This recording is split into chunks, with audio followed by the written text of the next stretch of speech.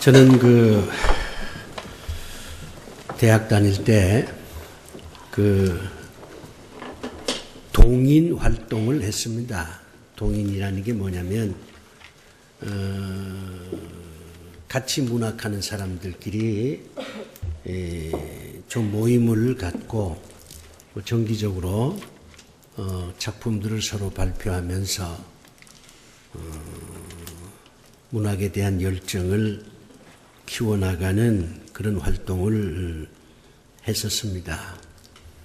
그래서 시도 써보고 소설도 써보고 평론도 해보고 그리 했는데, 어느 날 김원홍이라고 지금 아주 유명한 시인이 됐습니다만 이런 제안을 해요. 우리가 이제 모여서 신앙독이나 하고 소설 얘기나 할 게 아니라 각자가 자기 유언장을 한번 써서 발표를 해보자, 그런 제안을 해요. 그래서 우리가 그거 좋다, 한번 해보자, 이렇게 이제 동의를 하고 유언장을 썼습니다. 이 유언장이라는 게 상대가 있는 거잖아요. 그 상대는 각자가 자유롭게 정하자. 부모님한테 유언장을 쓸 수도 있고, 또 결혼했다고 가정을 해서 아내한테 이제 유언장을 쓴다. 또 자식을 상대로 해서 유언장을 쓴다. 사랑하는 연인을 위해서 유언장을 쓴다. 어쨌든 그래서 각자가 이제 유언장을 썼습니다. 그리고 이제 그때는 다방이죠. 요즘은 카페라고 합니다만 다방 한 구석에 앉아서 각자가 쓴 유언장을 낭독을 했습니다. 아주 재미가 있었어요. 20대 초반에 벌써 죽음을 생각하는 계기가 됐습니다. 유언장은 아무래도 진솔하지요. 정직하고 비장한 그런 느낌도 줍니다. 여러분 남의 유언장 읽어보신 적 있으십니까마는 대개 이제 우리의 유언장은 재산을 누구한테 주라 그런 정도인데 20대에 재산이 없잖아요. 그러니까 집은 큰아들한테 주고 무슨 노는 작은아들한테 주고 그런 내용은 전혀 없었어요. 삶에 대한 진솔한 고백이 담겨져 있었습니다. 성경에도 유언장이 참 많습니다. 여러분이 잘 모르셔서 그렇지, 예를 들면 신명기는 모세의 유언장입니다. 죽기 전에 이스라엘 백성들한테 말한 내용을 적어 놓은 게 신명기입니다. 유언장 치고는 굉장히 길지요. 사도 바울의 유언장도 짤막하게 나와 있고요. 또 여호수아의 유언장도 여호수아서 마지막 부분에 기록되어 있습니다. 그러면 예수님의 유언장은 없느냐? 있지요. 요한복음 15장, 16장, 17장. 이게 예수님의 유언장이다, 이렇게 말할 수 있습니다. 돌아가시기 전에 마지막으로 제자들을 모아놓고 가르친 말씀이 15장, 16장, 17장에 기록되어 있습니다. 17장을 넘어가면 예수님이 특별히 제자들한테 가르친 내용이 없어요. 이제 십자가 지는 그 과정을 담담하게 적어 놓은 것 뿐입니다. 그러니까 15장, 16장, 17장은 예수님의 유언장이다, 이렇게 여러분이 보시면 됩니다. 여러분이 이 예수님의 유언장을 읽어보면 아주 마음이 뜨거워집니다. 예수님이 정말 원하는 게 무엇인지도 알 수가 있고요. 내가 정말 예수를 믿는 사람이라면 이 예수님의 유언대로 내가 한번 살아야 되겠구나. 이런 그 결심도 하게 됩니다. 오늘 저는 여러분들에게 예수님의 유언장 서두에 있는 이 내용을 전해드리려고 합니다. 제 나이가 이제 70인데 만으로 하면 내년이 70입니다마는 누가 저한테 물어요. 인생 70의 의미가 뭡니까? 이렇게 물으면 저는 이런 얘기를 합니다. 인생 70이라고 하는 거, 이거는 정리하는 나이야. 70이 되면 뭔가 정리를 해야 돼요. 그러면 또 이렇게 물어요. 요즘 100세 시대인데 뭐 70 가지고 뭘 정리합니까? 이렇게 이제 되물으면 전 이렇게 다시 대답을 합니다. 내가 인생을 70에 정리한다는 것은 새로운 출발을 하기 위해서 정리하는 것이야. 정리는 끝이 아닙니다. 새로운 시작이지. 근데 이제 정리해야 될 게 상당히 많은데 그 가운데 사람에 대한 정리가 아주 중요합니다. 사람에 대한 정리라고 하는 것은 이제 그 사람하고 인연을 끊겠다. 그런 얘기가 아니라 그 사람에 대한 인상, 그 사람을 통해서 내가 배운 것, 그 사람과 사귀면서 내 가슴 속에 그려진 어떤 풍경화를 적어 놓는 겁니다. 70년 인생을 살면서 수많은 사람들을 만났는데 그 가운데 참 인상 깊은 그런 사람들이 많을 거 아니에요. 아버지도 있고 어머니도 있고 아들도 있고 아내도 있고 친구도 있고 선배도 있고 뭐 교인도 있고 내가 70년 인생을 살아오면서 많은 사람들을 만나고 거기에서 내가 느낀 것, 배운 것, 깨달은 것, 또 인상 깊었던 것, 이게 얼마나 많겠습니까? 그거를 이제 하나하나 적어 놓는 겁니다. 그게 인생 정리입니다. 저는 이제 어머니에 대한 어떤 추억들을 한번 쭉 생각을 해봤어요. 어머니하고 떨어져 산 지 꽤 오래됩니다. 그러니까 어머니에 대한 어떤 추억이 그리 많지는 않지요. 그러나 어머니에 대한 여러 가지 그 기억들을 되살려 보니까 몇 가지가 나와요. 아직도 내 머릿속에 있는 어머니에 대한 추억 같은 게 있다 이 말이죠. 그 가운데 하나가 이런 겁니다. 어느 날 내가 어머니를 보니까 아주 얼굴이 어두워요.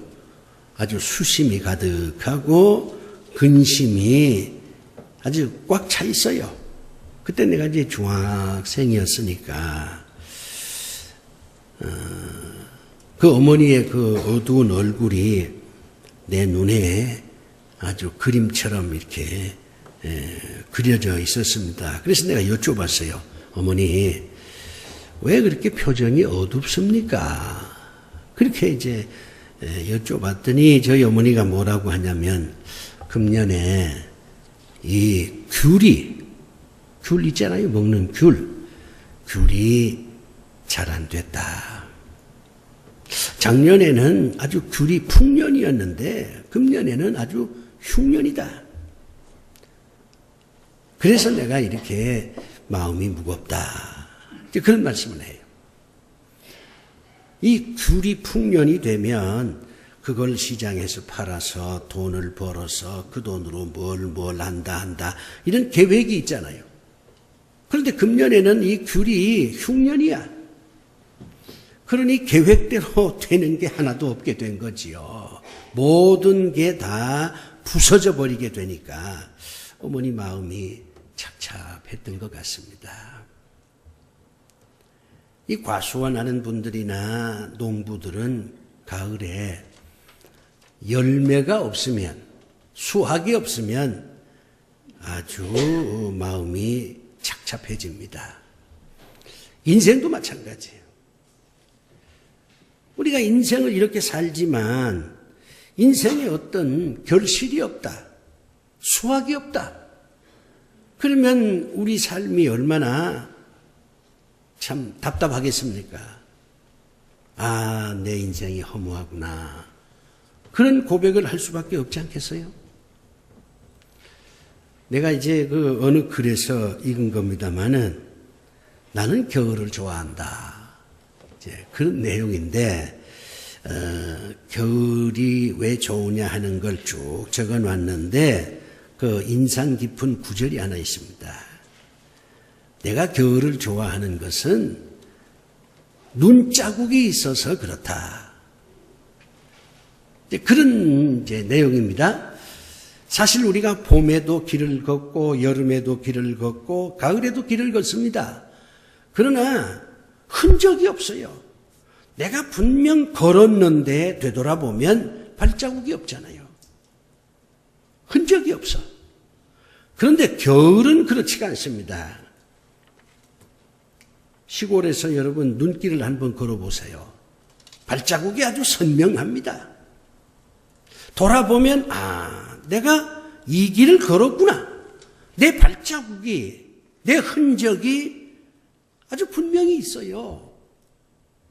그걸 볼 수 있기 때문에 나는 겨울을 사랑한다.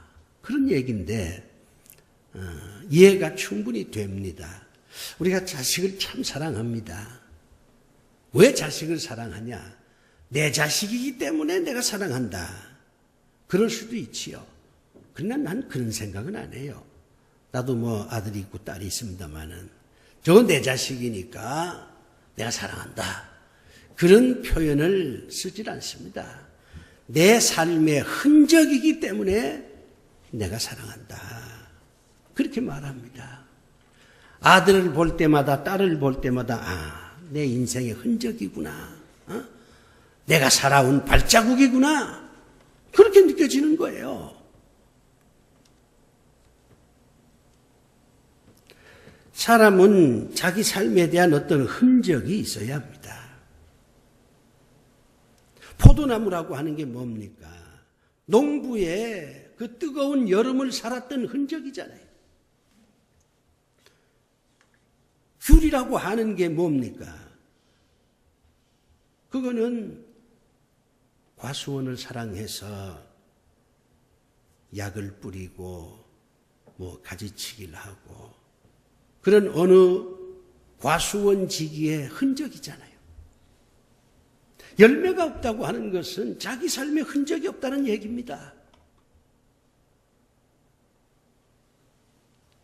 우리 주님께서 제자들 보고 이런 당부를 합니다. 너희들이 나를 따라다닌 지 벌써 3년이 됐다. 이제 나는 너희들 곁을 떠난다. 이제부터 너희들은 열매 있는 삶을 살아야 된다. 나를 3년 동안 따라다녔는데 아무런 열매가 없다. 나를 따라온 3년의 흔적이 없다. 그러면 너희들의 인생은 얼마나 허무한 인생이 되겠냐. 그러니 너희들도 이제 각자 삶의 열매를 맺으라. 흔적을 남기라. 내 제자였다고 하는 흔적을 남기라. 그렇게 우리 주님께서 유언을 하는 것입니다. 제가 여러분에게 여쭤볼게요. 오늘 이렇게 예배드리러 나올 때 뭐 쉽게 나온 건 아니잖아요. 몸도 불편한 분 계시고 어디 뭐 가야 할 때가 있는데 예배드리고 가야 되겠다 이렇게 생각해서 나오신 분도 계실 거 아닙니까? 그러면 한번 여쭤보겠습니다. 왜 예수를 믿습니까? 그냥 습관처럼 믿습니까?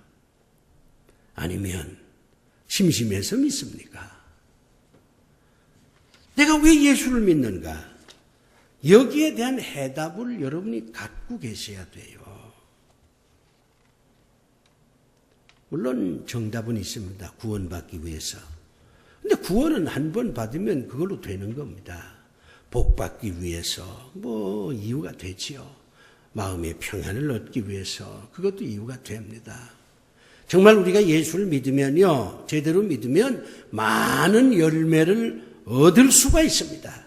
그런데 그 많은 열매 가운데 정말 2가지 열매만 우리가 맺어야 한다. 그런 전제가 붙는다면 어떤 열매를 여러분들이 원하십니까?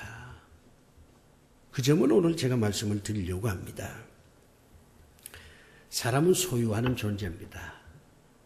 그래서 그 존 두이라고 하는 시카고 대학 교수가 나는 소유한다, 고로 존재한다.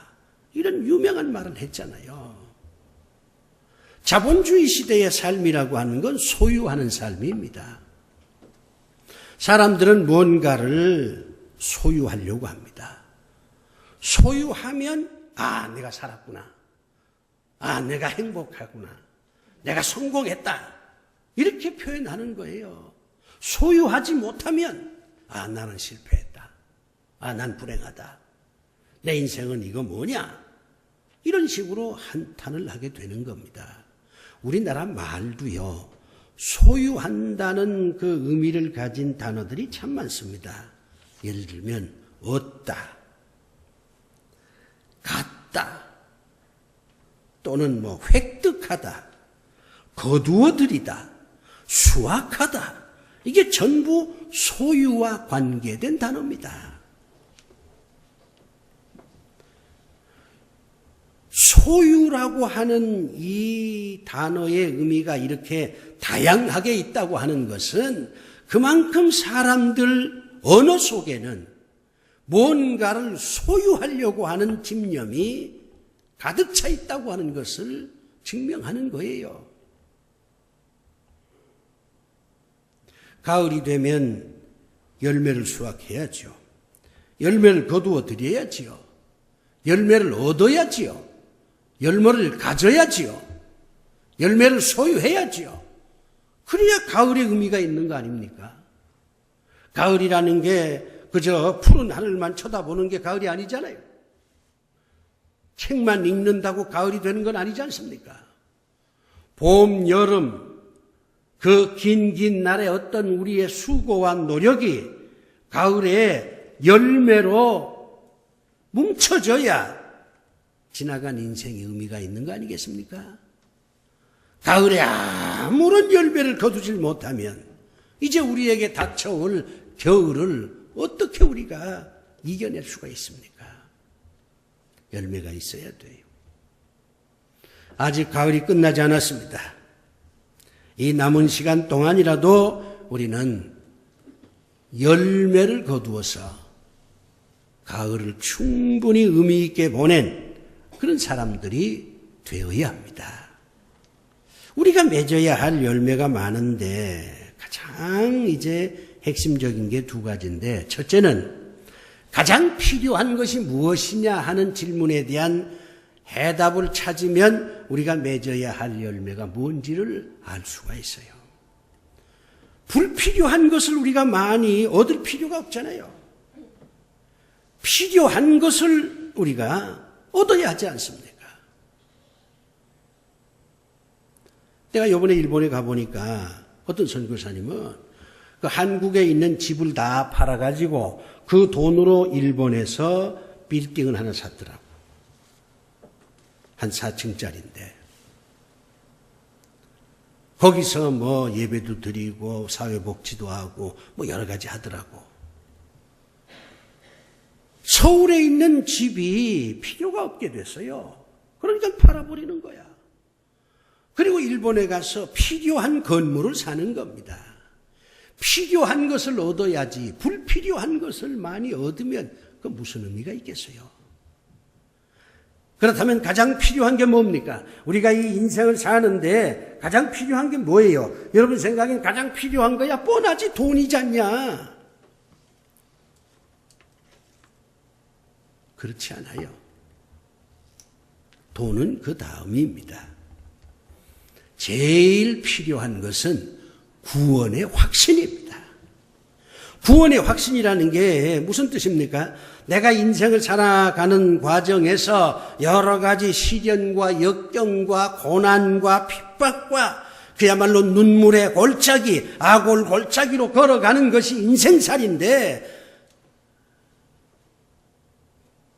그때그때마다 하나님께서 나를 버리지 아니하시고 나를 건져주실 것이다. 나를 지켜주실 것이다.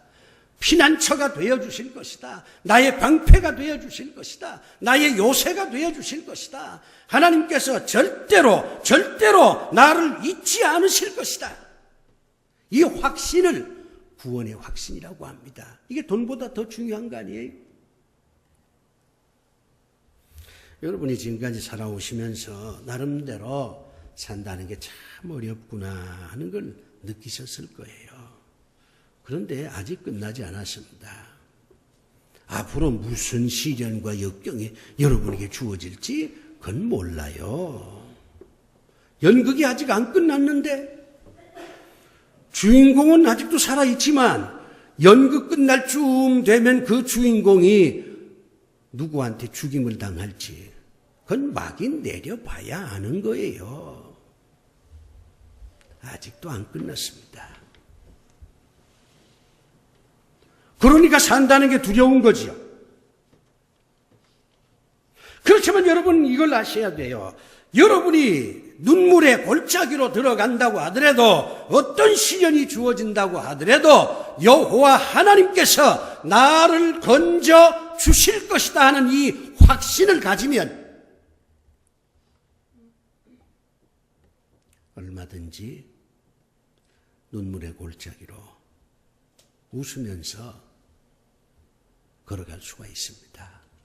제가 이제 외국에서 본 풍경인데 이제 갑자기 비가 오는 거예요. 그러니까 이제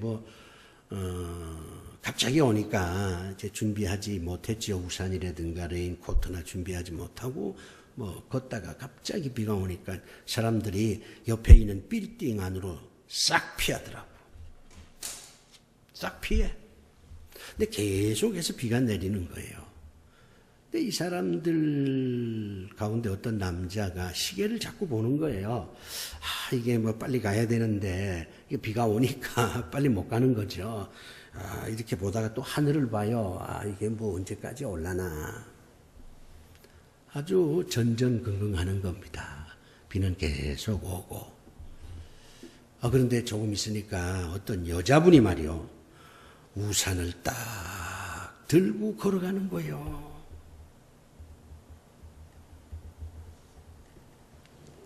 우산을 들면 비 오는 날도 낭만이 되는 거예요.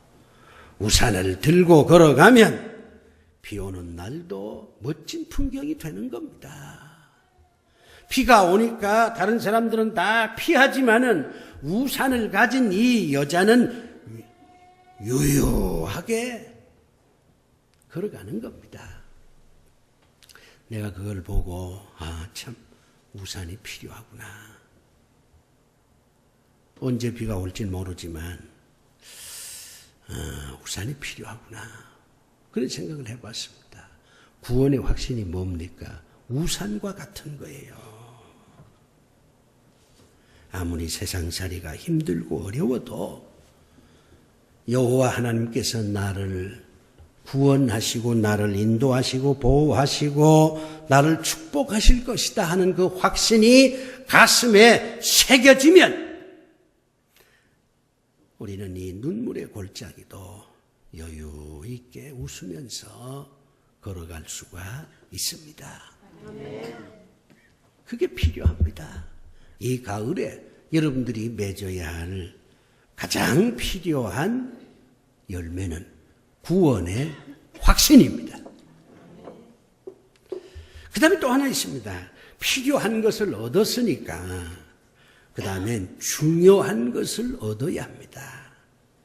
필요하다고 하는 건 당장 내 인생에 지금 다급하게 있어야 할 건데 필요한 것이 채워지면 그 다음엔 중요한 것을 채워야 합니다.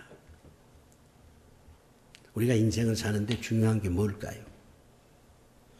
구원의 확신이 주어졌는데 그 다음 이제 우리 삶에 정말 중요한 게 뭡니까? 어떤 사람은 돈이라고 얘기할 수 있습니다. 일리가 있어요. 건강이라고 얘기하는 사람도 있고 그것도 뭐 옳은 말이에요. 그러나 성경은 그렇게 말하지 않습니다. 하나님께서는 물론 돈도 중요하지, 건강도 중요하고 직장도 중요하고 그거 다 중요해. 그러나 그것보다 더 중요한 게 있어. 그게 뭡니까? 꿈입니다. 이상. 다른 말로 얘기하면 삶의 목표입니다. 나는 이것 때문에 산다. 그게 있어야 돼요. 왜 사느냐? 이렇게 물으면 죽지 못해 삽니다. 이건 아닙니다. 뭐 태어났으니까 살아야죠. 이것도 아니에요. 목적이 있어야 돼요. 나는 이것 때문에 삽니다. 그걸 이상이라고 표현하기도 하고 꿈이라고 표현하기도 합니다. 성경에 보면 이 모든 그 영적, 신앙적 인물은 다 하나님을 통해서 꿈을 얻은 사람이에요. 아브라함 보세요. 하나님께서 아브라함한테 와서 가나안 땅으로 가라. 그러면 아버지가 되게 해주마. 아브라함은 아버지가 되기 위해서 자식을 하나 주겠다고 하는 그 하나님의 말씀을 믿고 모든 걸 버려두고 가나안 땅으로 갔습니다. 모세도 마찬가지. 하나님께서 모세한테 와서 애굽으로 가라. 모세가 애굽으로 간 거는 이스라엘 백성들을 구원해야 된다는 희망, 꿈, 목표, 그것 때문에 간 겁니다.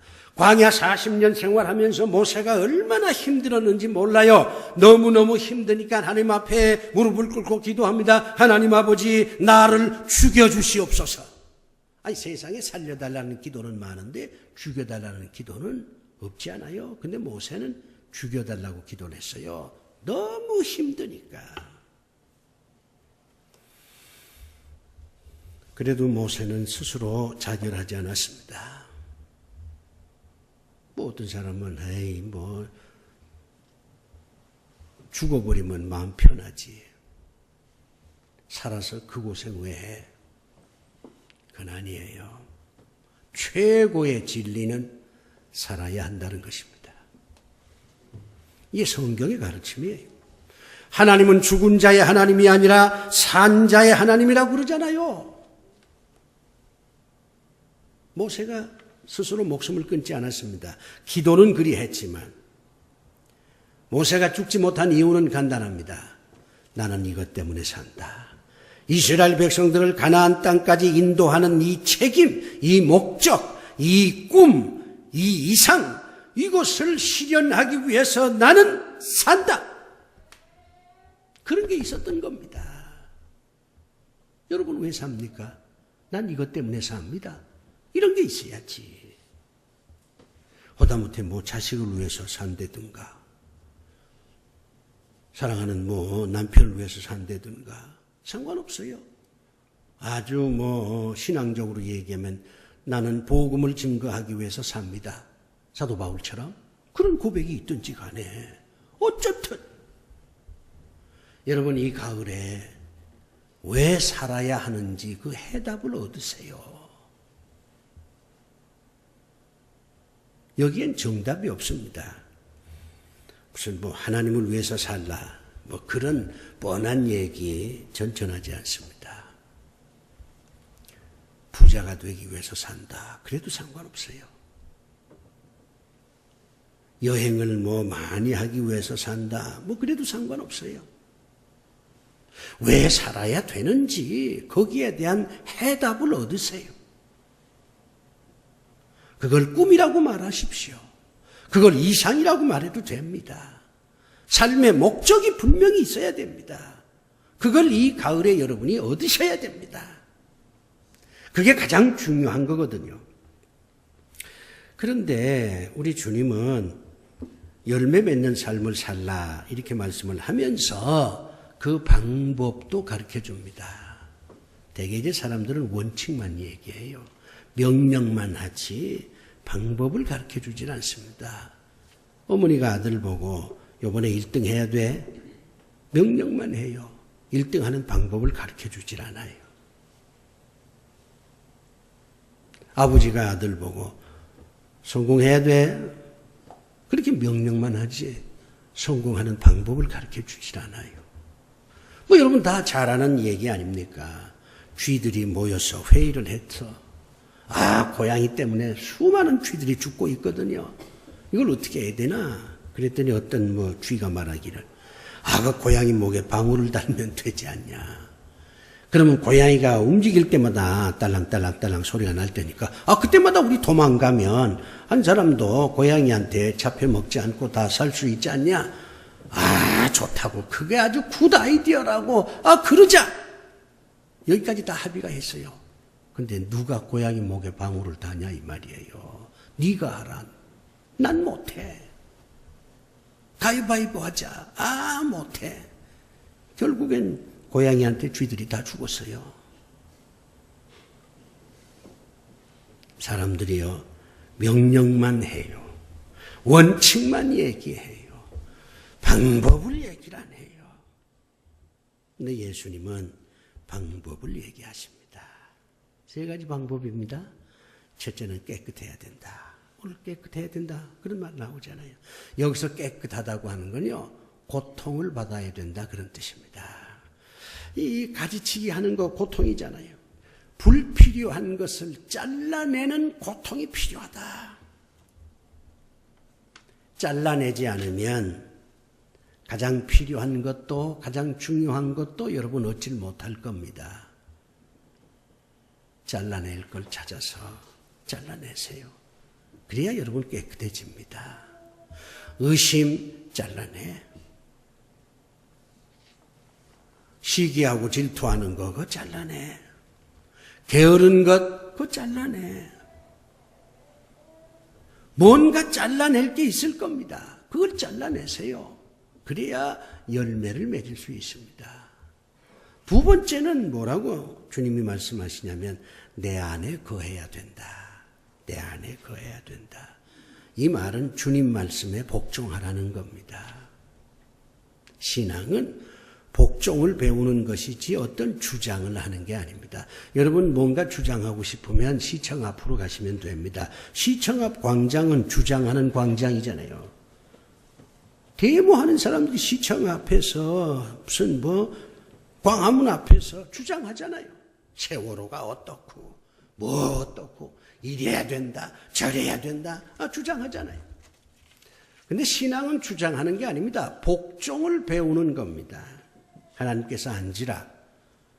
그러면 왜 앉아야 됩니까? 전 못 앉습니다. 이러이러한 이유 때문에 저는 못 앉습니다. 그건 신앙이 아닙니다. 앉으라. 예. 일어서라. 예. 이게 신앙이에요. 그래서 신앙은 다른 거하고 다른 겁니다. 정치, 경제 모든 게 다 주장하는 거예요. 그러나 신앙은 복종을 배우는 것입니다. 마지막 하나. 7절에 구하라 그러잖아요. 기도하는 것입니다. 간단해요. 열매를 얻는 방법은 고통을 당하고, 그건 일부러 고통당하라는 게 아닙니다. 불필요한 것을 잘라내는 창조적 고통을 말하는 겁니다. 말씀에 복종하고, 그리고 기도하고, 그러면 이 가을에 2가지 열매를 여러분이 얻을 수가 있습니다. 그러면 천천히 여유 있게 북풍 한 설이 몰아치는 겨울로 들어갈 수가 있을 거예요. 그리고 그 겨울은 따뜻한 겨울이 될 것입니다. 기도합시다. 아버지 하나님, 구원의 확신과 내가 살아야 할 이유를 이 가을에 얻게 하여 주시옵소서. 예수님 이름으로 기도드리옵나이다. 아멘. 인사합시다.